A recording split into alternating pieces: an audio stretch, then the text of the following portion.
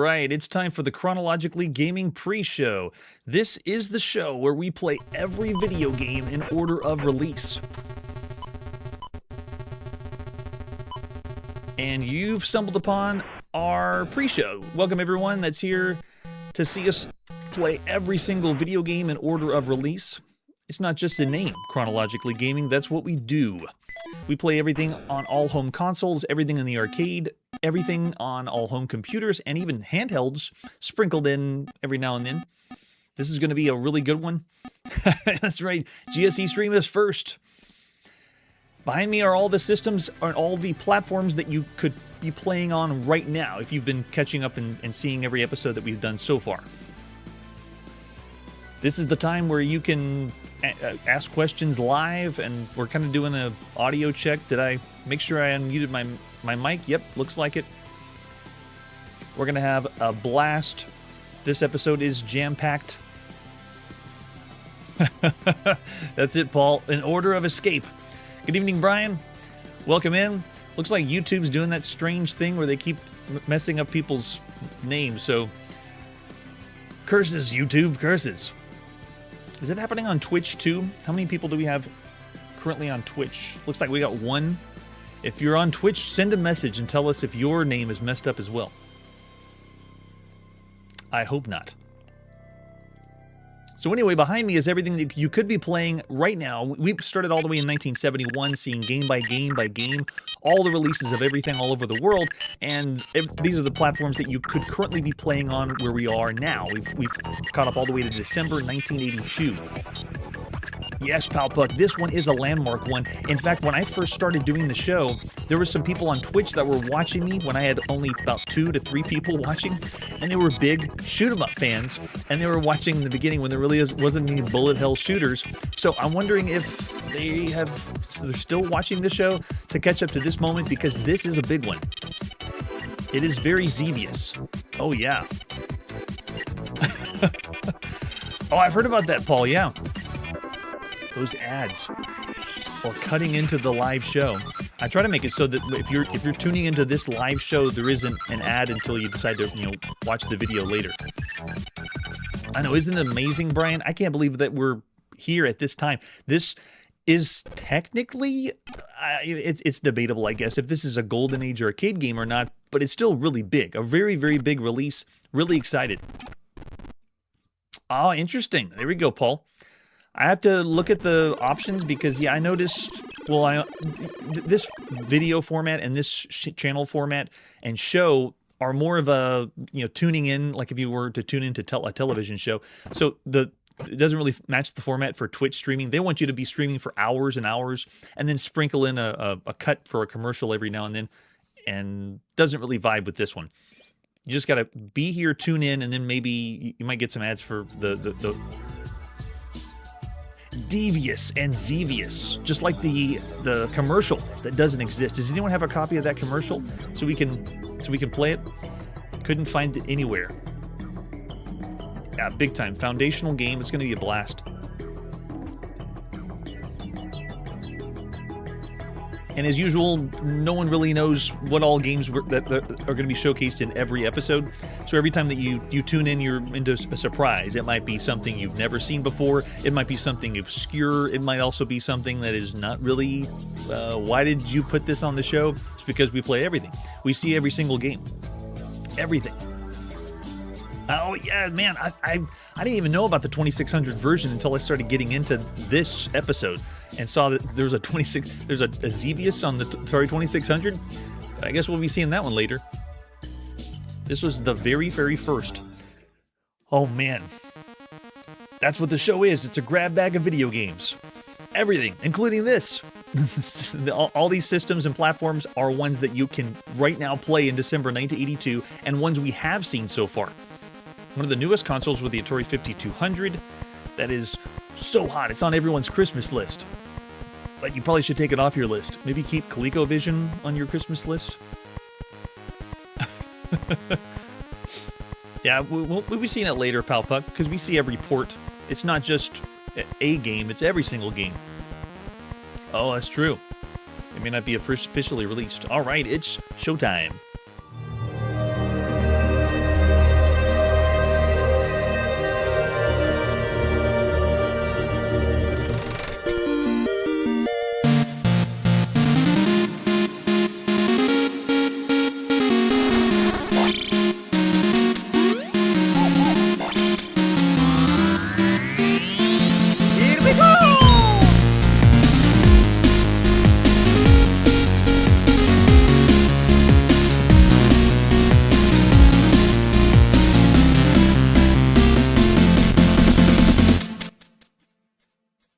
it's Chronologically Gaming, the only channel that's perpetually retro because we're playing every video game in order of release.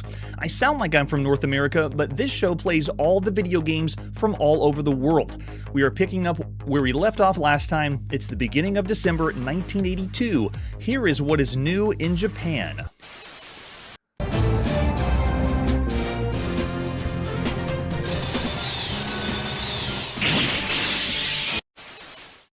And we were last in the United States reading the third issue of Video Gaming Illustrated. Let's see the newest video games in Japan. Our quest takes us to the Sword M5 home computer. This is Wonder Hole. I wonder what's in the hole. Let's find out together. Here's the box for Wonder Hole. Now, possibly this was released in the arcade first, but the arcade version is so rare, so hard to come by, I found one black and white picture, so it could even only have been a prototype and not even mass released. That's why you never saw it on the show. But this was, I'm going to say, only for the Sword M5, unless you can track down that arcade system. This marks the 9th game that we've seen so far for the Sword M5 home computer after seeing Dig Dug, Bosconian, Galax, Power Pack, Super Cobra, Tank Battalion, Warp and Warp, and Gatang Gatong. A lot out there. This screenshot is not very good, but I wanted to show you that it was released first in Japan, and this is the only front of the box, or at least Japanese of the front of the box that I could find. And that buggy looks a little familiar too. Anyone want to point that one out? But it is based on a company that we've already seen before. Here's the other artwork we have for Wonder Hole. That's the one that's a little cleaned up because this one's a later release. In fact, some people say this game was released in 1984, and that's because the 1984 release of the Sword M5 was in the United Kingdom and a few other regions. So this is the European front of the box. But I mean, I'll take everything I can get as far as artwork goes. If you look at the copyright, this is IRIM, the 10th time we've seen this company, and the first time we've seen IRIM at home. Everything else that they've done so far has been in the arcades, bringing us incredible games like Andromeda, Space Beam, Sky Shooter, Unowar S, Red Alert, Demon IX, Panther, Olibuchu, and their most recent and most popular Moon Patrol is available in the arcades right now. Here's an ad you would have seen in magazines in Europe whenever it was released in 1984. And look down on the bottom. It shows that it was 25 pounds when it came out, roughly. The blurb says that all you have to do is drive the car across the field, and wherever you encounter a monster, knock it underground. They will dig their way back up to the surface as soon as they reemerge. They will regenerate into larvae, then pupa, boo, and will continue to grow every time they are knocked underground until finally they turn into adults, which are EMA. These are particularly nasty as they shoot at you. In fact, you drive your car over what looks like plates, and you simply go over anything that's not an EMA. That's just about all there is to the game apart from the odd chance to get bonus points. You go on to the next section where you knock out all the monsters. I must confess that I couldn't achieve this however hard I tried.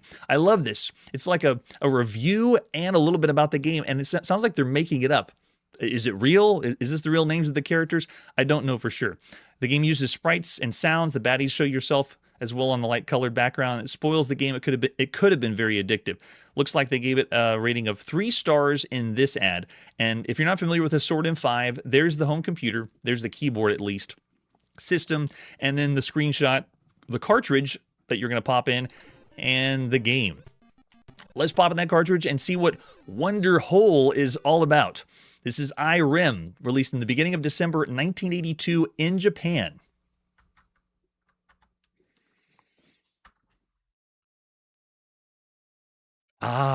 Wonder Hole. Looks like the titles for most of the Sword M5 games. Really simple, gets right to the point. This has 1 or 2 players, but it is taking turns, so hot seat multiplayer only, so I don't have a reason to play a 2-player game. Let's push number 1 and see how it works. All right, middle of the screen, I am the single color sprite car. As I'm driving around, you can see there's different colored plates. All the different colored plates do is tell you how many points you get for destroying enemies when you run over them. But I'm just driving around. That's the control. I have 4 different directions to move. Oh, and if the Wonder Hole pops up like that and you drive into it, you die. So if everyone was wondering what's in the Wonder Hole, that's it. It's death. At least as far as I can tell. We have some enemies that you can just run over, and then we have the red ones, which are like larvae, and they shoot things at you. You have no attack. You have no defense, except driving away. And that was it. That was all my lives. That was your usual first experience with Wonder Hole. Let's go in again, pushing number 1. So I would still consider this an arcade maze game, even though, like a single screen arcade maze game, even though there's not a true maze like you would think of as far as Pac-Man. But the driving over things to destroy them, sure, I guess it could be a vehicular combat game. There's just no shooting. There's no attacking. There's just trying to get all the enemies to be crushed. Someone's bringing up, Palpug's bringing up Death Rally, and sure, like a Destruction Derby style game, yeah, I'll take it. But when you destroy all... Oh, why didn't I get the point for that? Now, I wonder if the shot of the enemy, well, you can't see it, still counts. Die. There we go. So that one counts. When you finish the round, then you go on to the bonus round. And the bonus game, again, is no way to attack. You're just driving over the enemies. So at least they change up the formula a little bit. You know, you go to a little bonus round like this. But this one is very limited. And it makes me feel like we're playing an arcade game from the days of yore. Let's see if we can get all the enemies. Nice. Okay, so I was able to remove some of the pupas before they pop out. But there's one thing we're missing. The hand controller that I'm using on the Sword in 5 has one button, and right now nothing is working on the button. There is no... for me, it feels like I'm just moving the joystick around. But no, there's shift on the keyboard. If you hold down shift, look, now the game gives me a boost. I have something to use, but why, oh why, did they not program the boost on the one button that's on your hand controller for the Sword in 5? We've seen it used. It's been in other games that we've seen. I don't know why. Maybe you can blame it on the emulation, but find someone who has seen and played the cartridge version, because right now I'm having to hold my hand on the keyboard while the other hand's on the joystick. Oh man, they already got me that fast. So the only strategy that's part of the game is you want to lure enemies to the higher point valued tiles and then run over them. But other than that, what you see here is the entire game. There's a lot to be desired. Here we go. Let's get a speed up here. See, you run into the shot and you die. So I feel very limited, like I don't have a lot of control. The first time you play this game, you might even use the speed up and feel like it's even more broken because you didn't know to use shift. It just feels like you can move around. The only port difference between this game you're seeing here in the arcade is the number of grid size. This one's slightly smaller than the arcade, I've been told. But other than that, what we're playing here apparently was the same thing that was in the arcade. The cartridge size for this game apparently is 6 kilobytes in size, so 6 kilopower for the Sword in 5. All right, let's see. Watch the shots. Be smart about it. All right. Get them to go. Okay, that works. Don't fall into any wonder holes. Look at them. They're popping out everywhere. Now, right there, see, the shot was invisible, but I still died. Very, very frustrating. I've done playtests and thought I was getting the hang of it. There you go. Finally finished one. Does the boost doesn't even work on the bonus round. I can't speed my car up. So it kind of reminds me of a few games that we've seen. It's like a top-down single-screen arcade game, sort of like a maze game, but it reminds me of a few games, but it's even more limited to that. So it would be more fair if we saw this in the arcade first. Since this is, I mean, maybe in 1984 would be even less in the United Kingdom, but you're essentially not shooting anything. You're just driving over enemies. So in a way, it reminds me of Head On, you know, a car that drives around picking up all the dots, or Space Chaser is another example. It also gives me vibes of Spectar or Targ without the shooting element, you know, driving from the top down. And in the arcade right now, there's Solar Fox that's available. This kind of makes me feel like Solar Fox, but again, without the shooting. They had a shot at least. This one's just a car driving around. It is reminiscent of some titles we've seen on the Commodore VIC-20, you know, just driving around from a top-down in one screen. One example is Cattle Roundup. Another one is Money Minefield. And then I would say it gives me slight vibes of that game Pirates Chase that we saw on the Bally Astrocade, just because you're just meant to drive around the screen. This does have enemies, you know, that you're driving over, but it just doesn't have that punch. It doesn't have enough oomph to be something good. The only redeeming quality is luring the enemies to the center to get a higher score, but you saw how frustrating it is, and also the hit detection. I mean, look at that. How am I supposed to know? I didn't even see a shot, and I died. I lost a point. Let's see if we can just run them over. Go, go, go. Got it. And then you move on to the bonus round. Yeah, I'm with you, Marshall. This could have been cool, like Solar Fox. Like this, I think it was the shooting mechanic. Everything's better with shooting, maybe. Got a perfect bonus round, even without the boost. Very nice. All right, so there you go. Of all the games you could play across all home computers have a much more competition, and so there's a lot more to be desired that you would have to... That would be better than this game. Why am I dying on the enemies? I thought you're supposed to time it based on when they fire, at least the red enemies, when they shoot, but no. Right there. Again, what did I hit? I don't know. So looking in the chat, I got Marshall throwing out 2 stars of all the games you could play across all home computers. M. Tisky saying 2.5. Yes, I expected better from you, Wonderhole, says James with 2.5 stars. And yes, it leaves a lot to be desired. It had potential, kind of like the rating I saw before. But it is something that we can't say is a true variant or a true copy or clone of anything else we've seen. And so while I wouldn't go as low as saying it's 2 stars or in the bad star range of all the games we've seen so far across all home computers, yeah, right, Brian, I'm actually with you there. I'm thinking around the average range still of all the games you could play across all home computers, because it has continuous music or a tune while you're playing, and there's a slight polish, I guess, when it comes to the presentation, but the gameplay itself isn't very rewarding. It makes me wonder why the arcade was lost, or why most people don't get it. But because it's something we've never really seen before, I could push as high as 3 stars, still somewhere around the average range, but I won't be as kind. Wonderhole has, when you think of all the computer games we've seen so far at this point, even if it's something above average and original, it doesn't really warrant to be something 3.5 stars, which is our usual above average rating for computer games. But did anyone in the chat say 3 stars? I don't think so.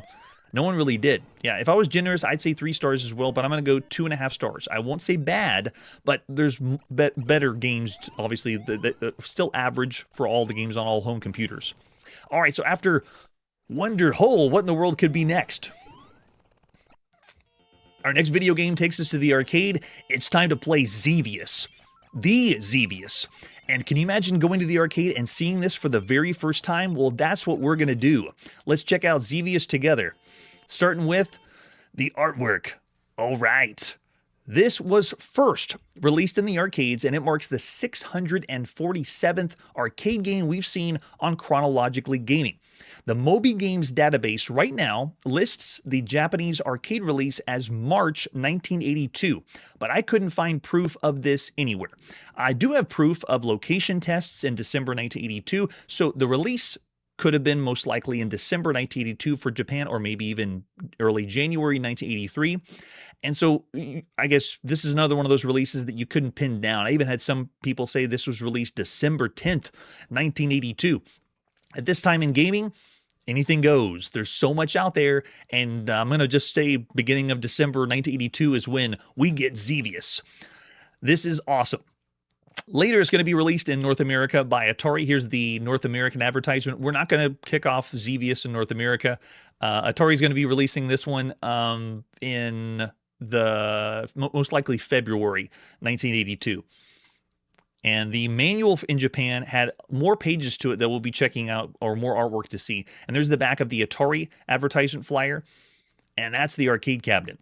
A few things to note is the multi-levels, like the down by the controller has a step up, but then they have more artwork above the arcade cabinet. Very, very well done. And this is the North American Atari release of Xevious. We're in Japan. The very first time that you could check it out was by Namco.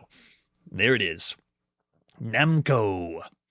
This is the 36th time we've seen Namco on Chronologically Gaming. At home, Namco's released 2 games on the Commodore VIC-20, Pac-Man, re-released as Jelly Monsters, and Rally X, re-released as Radar Rat Race. On the Atari 2600, Pac-Man, originally by Namco, is there. On the Atari home computer, Galaxian and Pac-Man are available, just like on the Atari 5200. We've seen Galaxian and Pac-Man.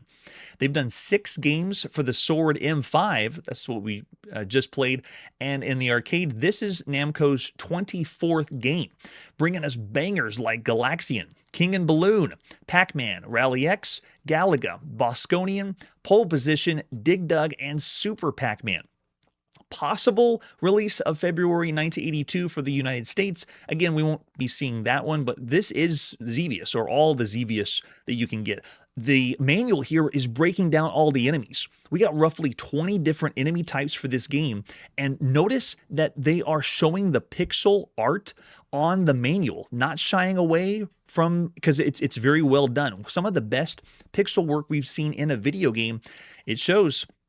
There's another example of the arcade cabinet, and then the arcade PCB, several CPUs involved with this one. They went all out. Namco wanted to make a game that looks very, very impressive, and this one's one of the best. There's the arcade control panel. We got an 8-way joystick. We have our zapper button and blaster button.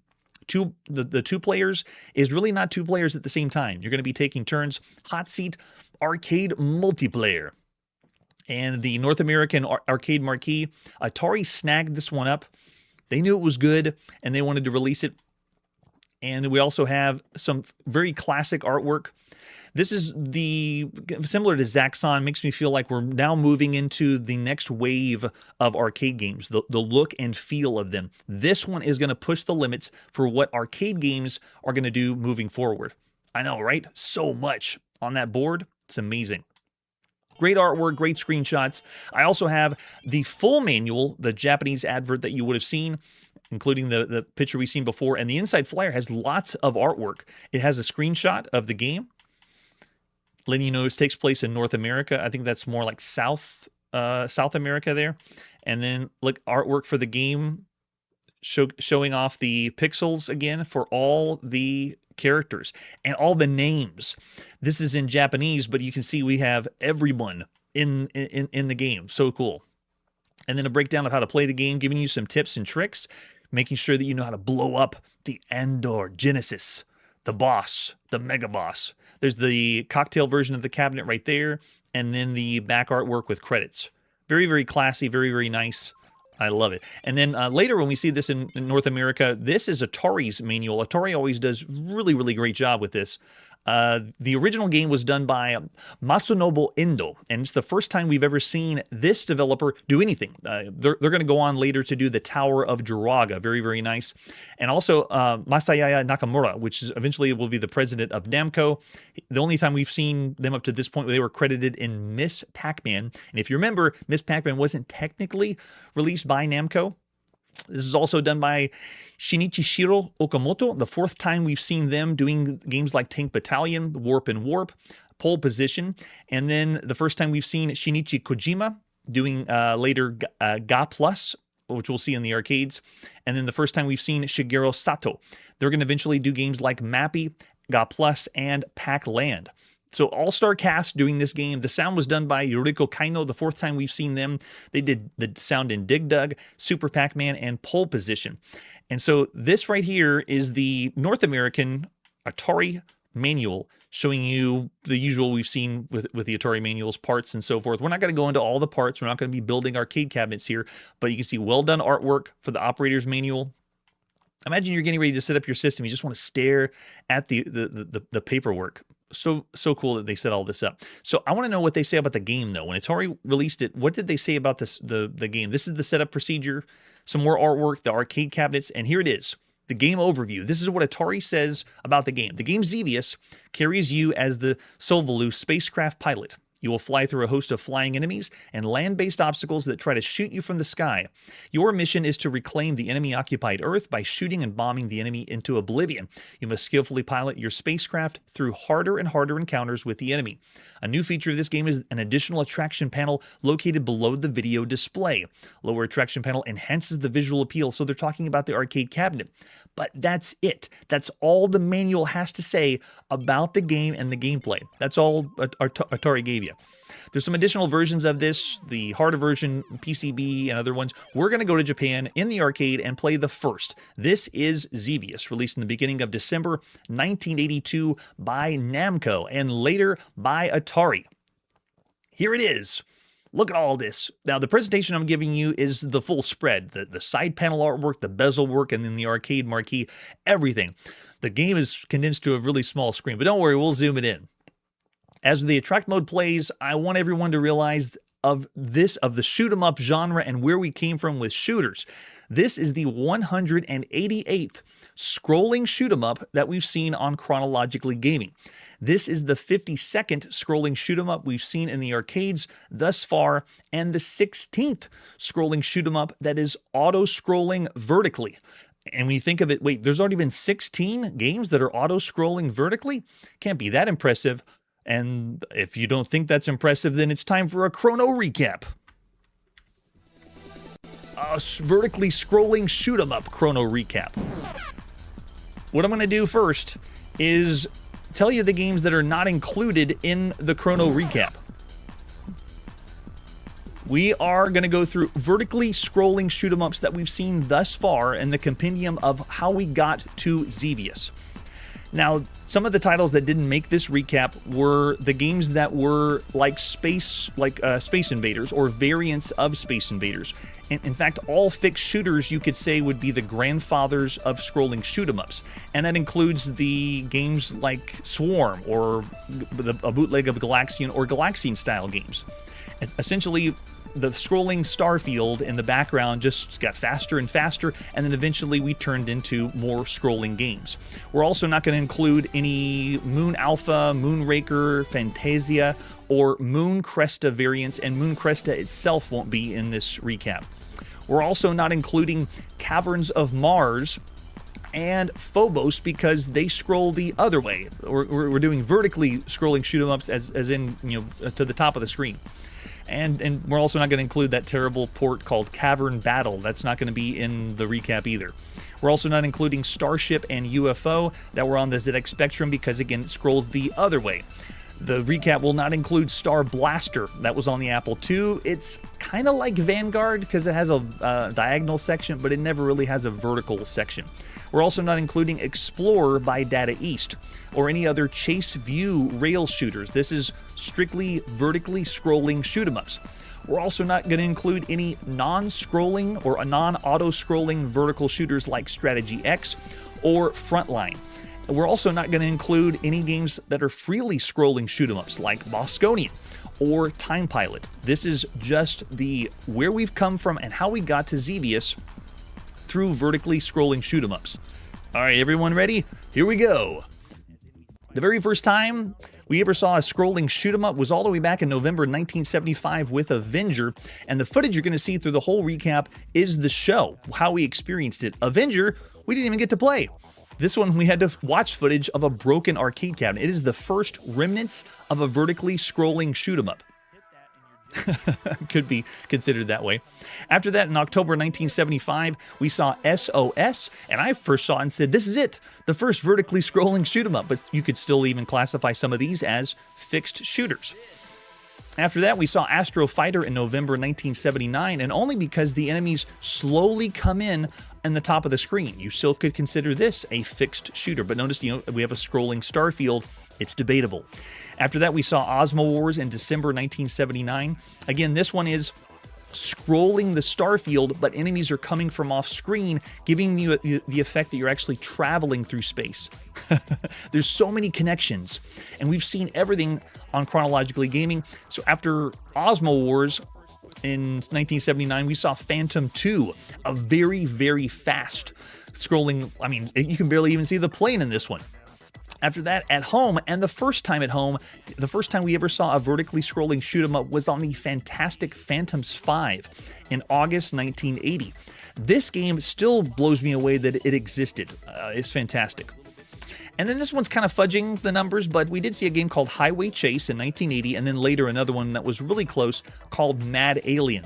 This one's essentially a fixed shooter, but they said, hey, driving games, they scroll, so let's make it a driving game where you're in a car shooting things up, but the screen is sort of scrolling, at least on the sides, kind of like Monaco GP. After that, we saw 0 Hour in 1980. This one allows, again, scrolling starfields, things populating off screen, but it still has little elements here and there of things popping at the top of the screen and then appearing to play. It is amazing to see this slow evolution, but you can see how it's recalling back to the times of Space Invaders or Galaxian. Notice this scene here, the starfield's going even faster and faster. After that, we saw Borderline in 1981 by Sega. It has other game modes, but this one had a choppy, vertically scrolling shooter. After that, in 1981, we saw Red Clash. This first part of the game looks like most of the other shooters we've seen, where the enemies are coming from off screen a little bit, or maybe even like Mooncrest on one part of the screen. But after you get through this section, the section that really made me feel like a vertically scrolling shoot 'em up was when the walls, like a planet or a spaceship, started to fly. I mean, look at this. It's even closer to a vertically scrolling shoot 'em up. We're getting closer and closer. After Red Clash, we saw Space Cruiser in 1981. It had another mode like this one. This isn't the whole game. That was really close to a vertically scrolling shoot 'em up. It also is showing shadows on the ground, giving a pseudo 3D effect. Very, very well done, and that's one of the game modes of the game. After that, we saw Space Odyssey in 1981. Same thing. Oh, wait. This one. This one was Space Odyssey. This one was Space Cruiser from 1981. It had vertically scrolling starfields and then was Space Odyssey in 1981. And this one had, again, multiple game modes, not just this vertically scrolling shoot 'em up. After that, we saw Star Raker, which was a reskinned Borderline in 1981. Just change up a few of the things. It's very similar to Borderline. And after that, we saw Vanguard. Now, this one does have diagonally scrolling, as you can see here. This was 1981, but Vanguard also showcased vertically scrolling shoot 'em ups and going down. It was all over the place. Vanguard did a lot for the shoot 'em up genre. And you can see the diagonal section is still cool because we're scrolling horizontally for shooters at this time, but then you were able to scroll vertically as well. And the map's at the top of the screen. I also wanted to include Zaxxon because while it's not a true vertically scrolling shoot 'em up, I wanted you to see shoot 'em ups from an isometric perspective, that they exist, and we have seen them. It plays very differently than a true vertically scrolling shoot 'em up though. After that, in March 1982, we saw Mission X. Look at this.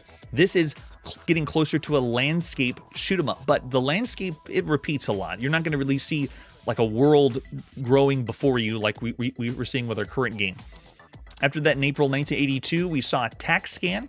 This one is vertically scrolling, uses color vector graphics, really, really cool looking, and again, not really like a landscape shoot 'em up. After that, we saw Funky Bee in July 1982, one of the first landscape scrolling shoot 'em ups, and one of the first, would you refer to them as cute 'em ups? Then after that, at home on the Atari 2600 in July 1982, we saw Vanguard. Possibly the first time you were vertically scrolling in a shoot 'em up on a home console. So while this section is one of the sections, you don't really go diagonally, but we'll take it. After that, in August 1982, we saw Moonbase IO, which has a vertically scrolling shoot 'em up section. There's a lot more to this game besides that, but it did have this. Next, at home on the ColecoVision was Zaxxon in August 1982. Again, not a true vertically scrolling shoot 'em up, but still impressive for a shoot 'em up because I'm kind of thinking like Vanguard. It's diagonal or isometric. After that, in September 1982, we saw Space Raider, which really feels like Radar Zone moving, or a few games we've seen that were moving. I mean, vertically scrolling, sort of. It's close. After that, in September 1982, we saw Worm War 1, a vertically scrolling shoot 'em up for a home console on the Atari. Pretty good. After that was Meteor Blaster on October 1982. Again, very close. You can see the way that this is moving. It's not just vertical, you're also moving to the left and to the right. And there's a lot of trickery going on, but it's still reminiscent of a vertically scrolling shoot 'em up. And then in October 1982, we saw Radical Radial in the arcades. Is it a driving game? Is it a shooter? I don't care, it's fun. After that was Space Ace on October 1982. Space Ace, not the Space Ace you're thinking of, was a vertically scrolling shoot 'em up. And again, you can see the difference between the games coming home and how amazing Phantoms 2 was compared to these other ones. Or Phantoms 5, I mean, by Nasir Gabelli. And then after that, we saw Star Warrior on the Sinclair ZX Spectrum, October 1982. It had 2 different game modes. One of them was this, a vertically scrolling shoot 'em up. After that was Fantastic Voyage on the Atari home computer in November 1982. Very well done, vertically scrolling shoot 'em up. But then even better than that, in November 1982, we saw Rougian. This is one of the modes of Rougian in the arcades, and it has a bring your space shuttle up, bring your space shuttle down mechanic when you're in this game mode. Really awesome. Then we saw Super Zaxxon, November 1982. It's just faster, way hard Zaxxon. Similar vein on the Sinclair ZX81 or Timex Sinclair 1000, we saw City of Zon in November 1982. After that was Wild Western in November 1982. It's a slower scrolling shoot 'em up, barely considered a shoot 'em up just because it's not as fast, but you are shooting in multi-directions. Then after that, we saw in November 1982, Zor. This one, again, looks really close. Look at that. Landscape shooter. It's like just bumping the notch up a little bit more, getting closer. Then we saw Fantastic Voyage ported home on the Atari 2600 in December. After that, on the Arcadia 2001 was Red Clash. This one's, again, fudging the numbers because it's barely scrolling, but it's still, of all the games you could play across home consoles, this is what we're used to right now. Until the latest vertically scrolling shoot 'em up was River Raid on the Atari 2600. Fantastic. One of the best. And then we get to where we are today. This is Xevious. How does Xevious stack up compared to everything so far? Well, now you know. Let's put a coin in and check it out. Blows us away. Ready, player one? Now, I'm actually going to get you familiar with the movement. So when you start the game, you look down at your ship and you're like, hey, it looks kind of familiar. That ship's from, I believe, Alien? The Nostromo. But my movement has a lot. Look at this. I can move way at the top of the screen, essentially until the crosshair cuts off, and then that's as far as you can go. But you have a lot of movement. I have an 8-way joystick to move in 8 different directions. I got one shot to fire forward, and I got my bomb to drop down. And my bomb's based on where the crosshair is on the screen. So it's like you have to do a targeting system or timing to drop the bomb. If you time it right, you can get a double shot like that. I'm already enthralled because the enemy patterns is way different. It reminds me when we first saw Galaga in the arcades. Galaga was introducing enemy patterns we hadn't seen before. Or even another example is at home, there's a shooter called AE, where the enemy patterns are very different. This is even higher than that. This one feels more advanced. And there's a lot under the hood that's happening too here. Plus what we're scrolling through, that was the first zone we saw. It continues to go zone by zone, and it's separated by this line of trees. Wow. The same way that I felt about when we played Zaxxon, this feels like another world, like or higher technology than anything else we've seen up to this point. You're having to focus on both ground attacks and in the sky. So I'm having to look down on one level, but then also pay attention to the top. So you got to get the timing down for that, and then timing for my shots for what's on the ground. So a lot of things to think of and work through. Let's see if I can get a secret here. Oh, it didn't work. You can pop in for Easter eggs. There's even a secret in the beginning of the game. If you fire enough bombs off, that the developer pops in, which is so cool because at this time, people were trying to take developers or get them recruited for their company.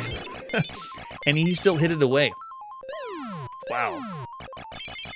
Awesome. Blown away by the amount of content. This also feels very, very fast-paced. When you think of the other shooters we've seen up to this point, there's a lot more happening on the screen.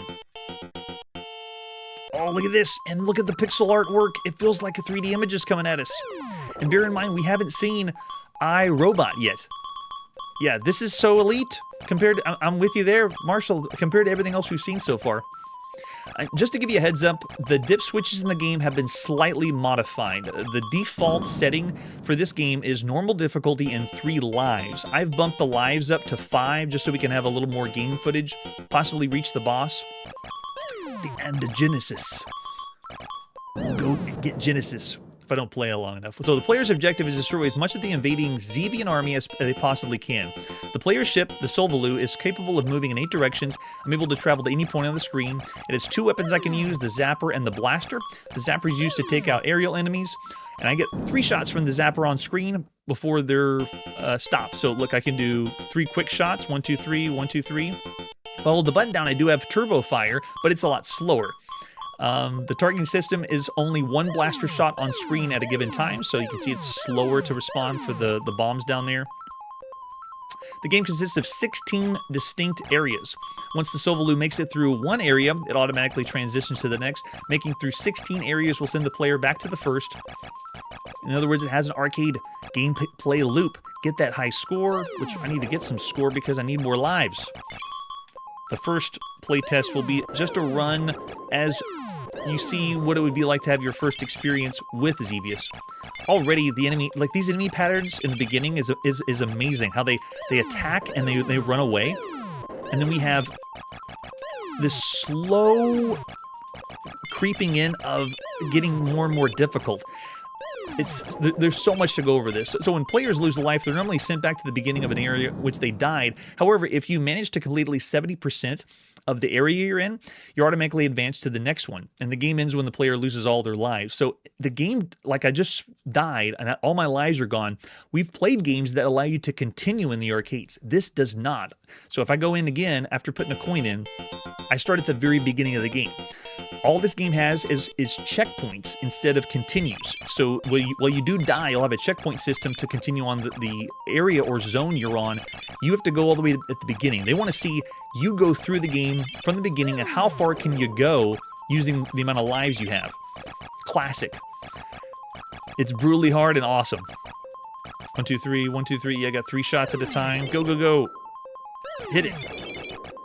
And while you did see there was an Atari version, we're playing the first Japanese version. It's slightly different when it was brought over by Atari, but what you see here is classic.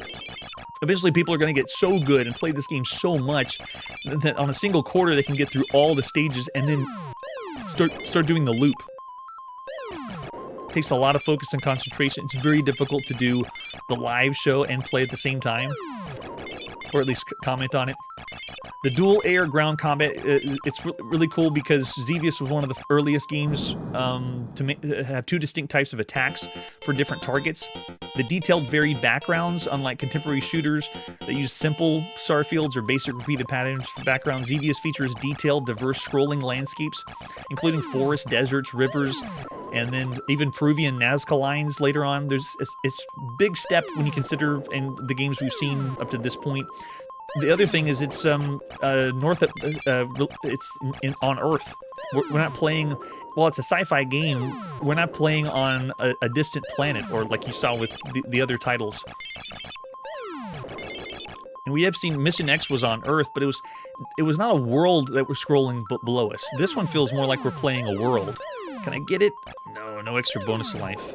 But if you do get the secret, oh, there you go. See, I love that. The lucky shots to blow things up and cause chain reactions. It's so cool. It also has something that we really haven't seen too many games do. This game has a dynamic difficulty system, or a rank system. The game features a hidden rank system that dynamically adjusts the difficulty based on how well the player's performing. So doing well actually makes enemies faster and more aggressive, and a mechanic that's going to influence other shmups like Battle Garega. That's another thing that makes this so influential. I believe that if you destroy the ground targets, then it lowers the difficulty a little bit, but if you just keep shooting and doing a great job, it's going to slowly ramp it up. It also has early boss fights. The really large enemy encounter, or the Andor Genesis, is a massive flying fortress and considered just an amazing boss fight in video game history. There's also those bonuses I was talking about. Xevious is one of the first to have hidden bonuses and secrets. It even has invisible soul towers, and then a special flag taken directly from Rally X, one of the other Namco games. It awards you an extra life if you bomb in specific places. Let's see if I can get one over here. They're hidden in a few places. I don't know if I'll be able to get it on the live show. These giant columns were inspired by 2001: A Space Odyssey, and as they fly around the screen, they are indestructible. You essentially just have to dodge them. But I'm blown away at the world that's driven before me, rather than the other shoot-em-ups felt like when you were watching silent movies. You know how they just had a constant scrolling screen when someone was running? This feels totally different. It also feels like the artwork they spent a lot more time on. All of the characters are shaded with different shades of gray, and it makes it feel slightly 3D. Again, harking back to how I felt about Zaxxon. It wasn't using a true 3D engine or anything like that, but it was still giving us. Oh man, his patterns are crazy. It's giving us the illusion that we're playing something in 3D. There you go, got an extra life, but still got a lot to go if we're going to see the boss. And not even close to seeing all the different stages. Get a few there. Let's see if we can come. He's coming back around. I'll just ignore him. Indestructible. Can't destroy him at all. It's also one of the first video games. Oh, we got it. Is it going to let us? No, I think it's... Andor Genesis shows up, and when we died, you can see what it did. It brought us back here, which means I think it skipped us ahead, or maybe we got skipped back. Let me see. I can't tell. Oh man, so fun though. I'm loving it. It's one of the first arcade games with a U.S. television commercial. Atari, when it was published, ran a TV commercial for Xevious. Are you devious enough to play Xevious? First advertised in the U.S., and we saw one other later when Dig Dug was released. We saw Dig Dug had one. All right, here it is. Notice we have a new enemy type too, spawning in or teleporting in. Good gosh, they're everywhere. Easy does it. Yes! And we blew him up. So cool seeing something that large. Anything with a boss that comes up is awesome. I felt the same way when we played Demon Attack at home. When giant bosses start showing up, it makes it even more fun. Oh man, I love it. So this TV commercial isn't anywhere. I couldn't find footage of the actual commercial. And I couldn't find... all I found was someone had the audio track of it, but no one has the commercial or can't find the original Atari commercial. And bear in mind, they've captured things like... oh man, we're in different enemy types again as we fly over the water. They've captured the Atari commercials like when... can't focus. There's so many enemies now on the screen. When we played Yar's Revenge, we showed the Yar's Revenge commercial. That's the same thing. Go! Go! But I did have this.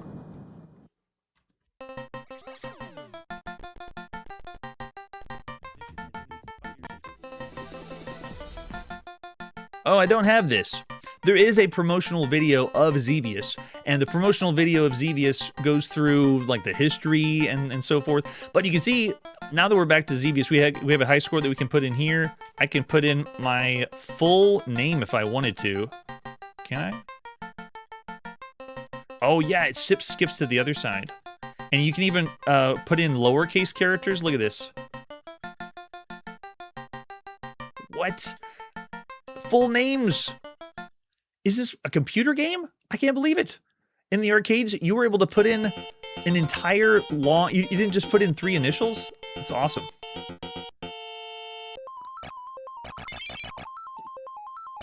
Going in... for another round of Xevious here.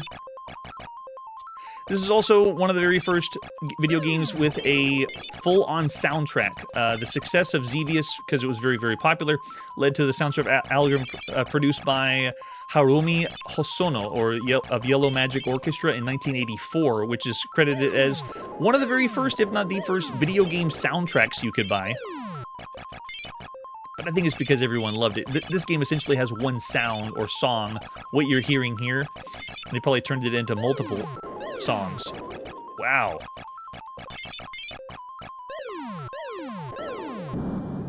Gosh, so crazy.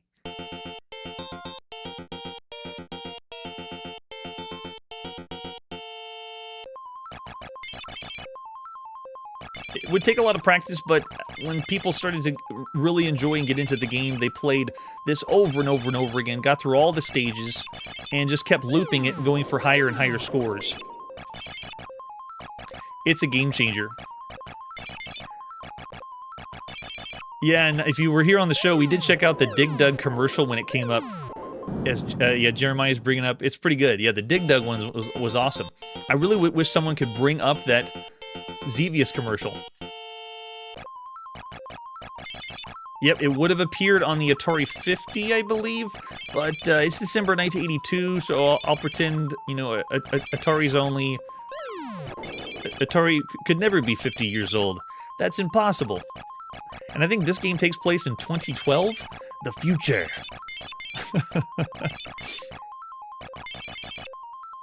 See, and you get focused on one plane, you forget about the others. The other titles we've seen that have slightly, you know, the option of two levels of things, it's very reminiscent and very close or influenced by Scramble and Super Cobra.